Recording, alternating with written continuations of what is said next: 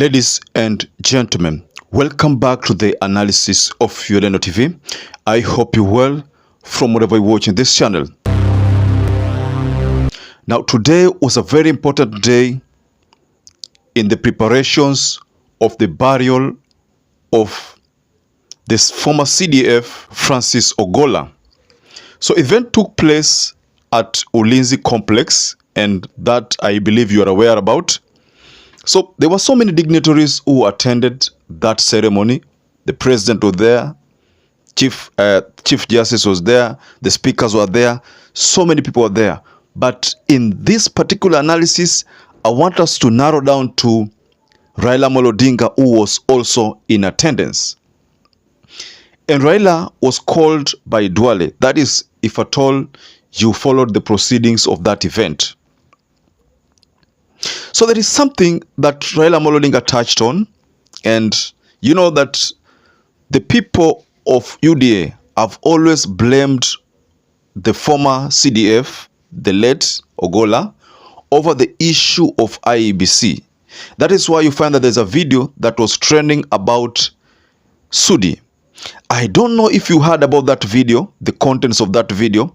Perhaps if you had not heard about the video, there is somewhere there I'm going to share it in this analysis so that you can hear what Sudi was saying. Because Sudi blamed Ogolla over certain former events.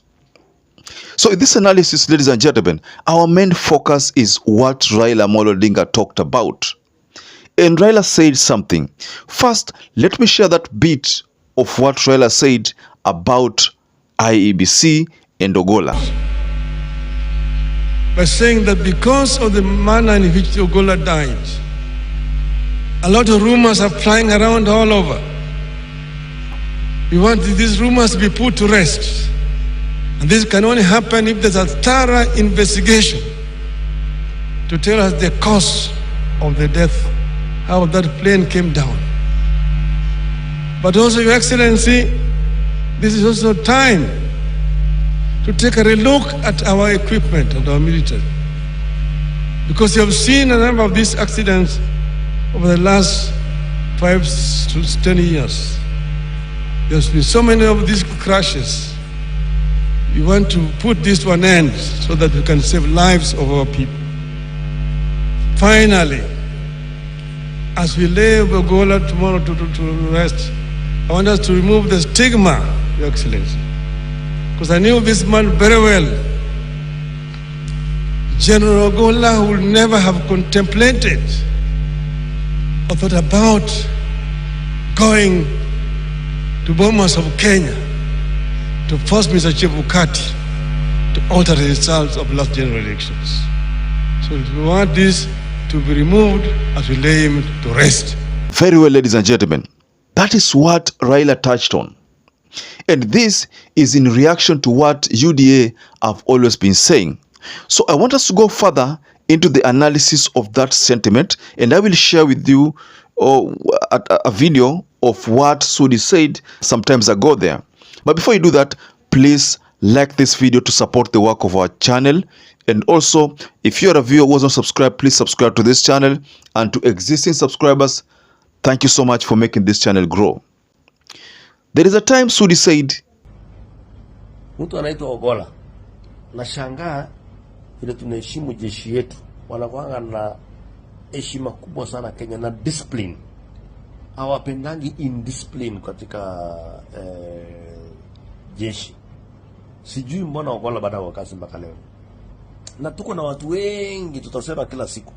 Hata kuna wewe mwingine wa AP alikuwa anajifanya yeye ndiye anasimamia hapo maneno usalama hapo Bomas. Na ndiye alikuwa kateli mkubwa, mkora mkubwa, alikuwa anataka kuleta kumwaga damu hii Kenya. Tutawaambia every day. Lakini kitu tunataka tuambie wa Kenya, msikubali na hatutawahi mwaga damu kwa sababu ya hao wajinga. Ukishindwa kura kwenda nyumbani. Wacha kwenda kuungana pale kusema unajua tukifanya hivi itafanyika hivi, tukipanga hii itafanyika ile. Mungu ni mzuri sana. 207 208 tuliona maneno ya haifai. Juzi walikuwa wamepanga sana.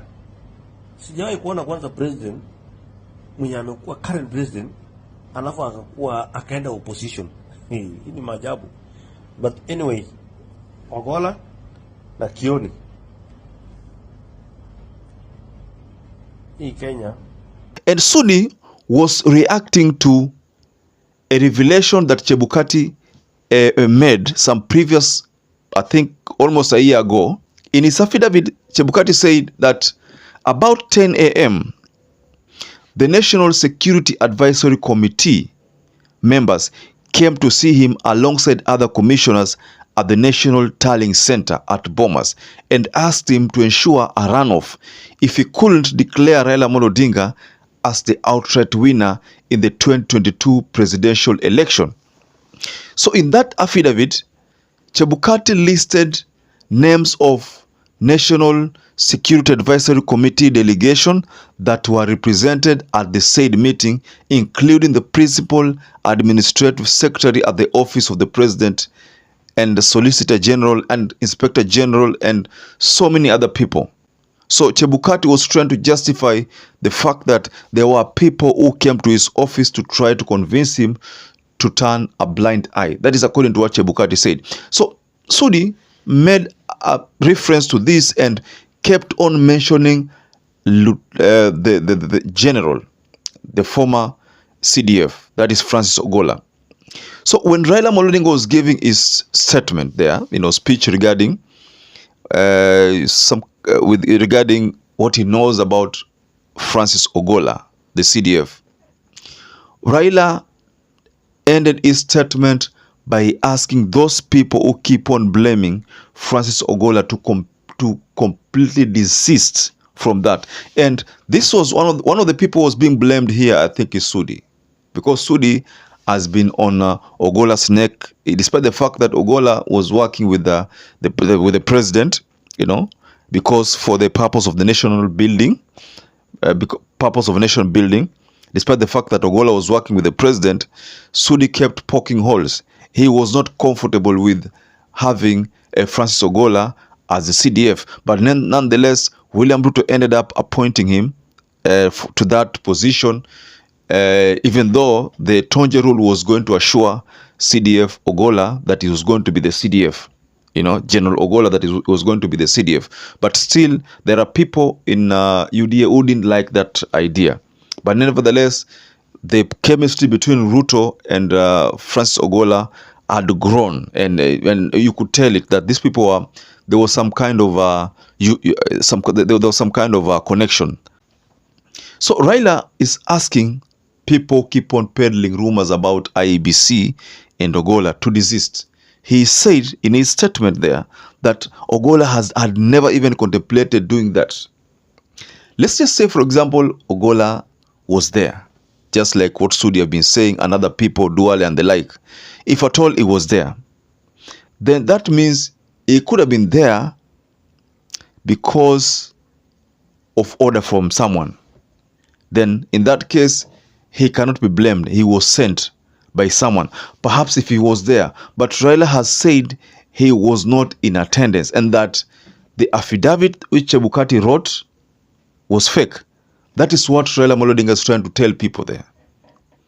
So as to whether you agree or you don't agree with what Raila is saying, just feel free to go below the comment section and tell us what your perception is regarding the statement by Raila Amolo Odinga. Because personally, Raila Amolo Odinga thinks people have been crucifying Francis Ogolla unfairly, especially the people in UDA. They have been accusing him for something that he himself said he had not committed. There's a time I shared a statement here by Caleb Amisi, and Caleb Amisi, being one of the confidants of Francis Ogolla, said Francis Ogolla had confided in him, and he said that there's a time Francis Ogolla told him that he had never participated in those things which he's being accused of, and he believed him, and he said that I will defend you. That's what Caleb Amisi told us sometimes back in a separate video. So what Raila is talking about here is telling these people who keep accusing Francis Ogolla to forever desist and let Francis Ogolla go in peace. Because if he said he was not there, he was not there.